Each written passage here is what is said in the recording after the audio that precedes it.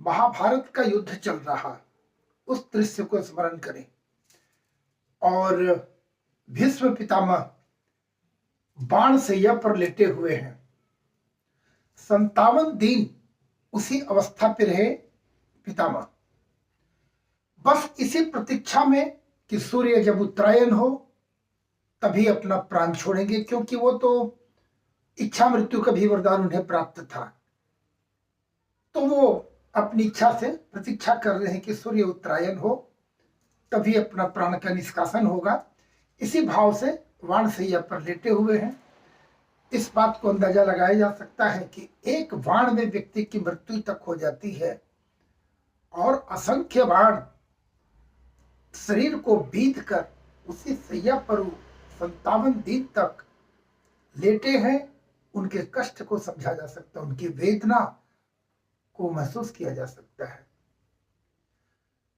उतने दिनों में एक संध्या काल में भगवान कृष्ण वहां आते हैं और भीष्म पितामह ने एक प्रश्न करते हैं भगवान कृष्ण से कि माधव, जहां तक मुझे स्मरण है मैंने ऐसी कोई गलती नहीं की थी, फिर ये कष्ट और इस प्रकार से ये इसका कारण क्या हो सकता है। भगवान ने बोला कि आपकी तो अंदर में वो दिव्यता है, अपनी दिव्य दृष्टि से पिछले कई जन्मों को देखें, आप देखिए उसमें कौन सी भूल है, क्योंकि हमारे शास्त्र में तो मान्यता है कि पूर्व जन्म का भी फल मिलता है, अच्छा या बुरा जो भी हो। भीष्म पितामह को दिव्य दृष्टि थी। 1 जन्म, 2 जन्म, 4 जन्म, 10 जन्म करते करते वो 70-80 जन्म तक देख लिए और पीछे के 100 जन्म को उन्होंने अपनी दिव्य दृष्टि से देखा। उन्हें कुछ ऐसा प्रतीत नहीं हुआ कि इसी कारण से यह भूख है। भगवान को कहा उन्होंने कि भगवान, मैंने तो 100 जन्मों तक देख लिया, जहां इस प्रकार का ऐसा कोई मुझे नहीं दिखता है जिसमें उस प्रकार से मेरी कोई भूल, मेरी कोई गलती हुई हो। भगवान ने कहा 1 जन्म और देख ले, यानी 101वां। आंखें बंद की और अपनी दृष्टि पात की 101वां जन्म के पूर्व। एक घटना का दृश्यमान होता है। भीष्म पितामह अपने लोगों के साथ, अपने सैनिकों के साथ कहीं चल रहे थे। मार्ग में उन्हें एक सांप मिला। सैनिक उसे मारने की चेष्टा कर रहे थे, तो भीष्म पिता ने मना कर दिया, उसे मारो मत, उसे मार्ग से हटा दो, कहीं अन्यत्र उसे भेज दिया जाए।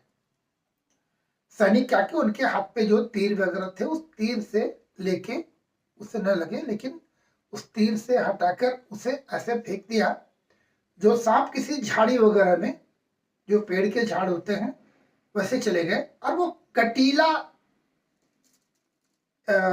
वो झाड़ी थी।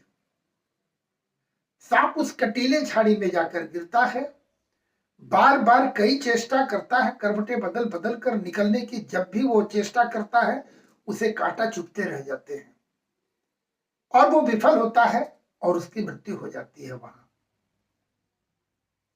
वाक्य स्पष्ट है।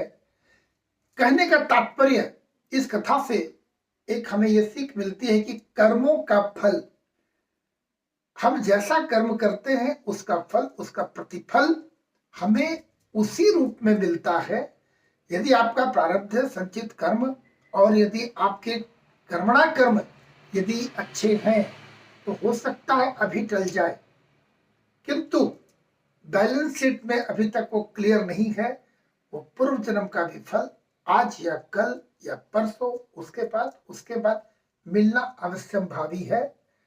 तो हमें अपने कर्मों को ध्यान रखना चाहिए कि किसी प्रकार से मनसा वाचा कर्मणा, मन से, वचन से, कर्म से ऐसी कोई भूल, कोई अपराध ना हो, इस बात के लिए व्यक्ति को हमेशा प्रयासरत रहनी चाहिए। हरिओम। ओम नमो नारायण।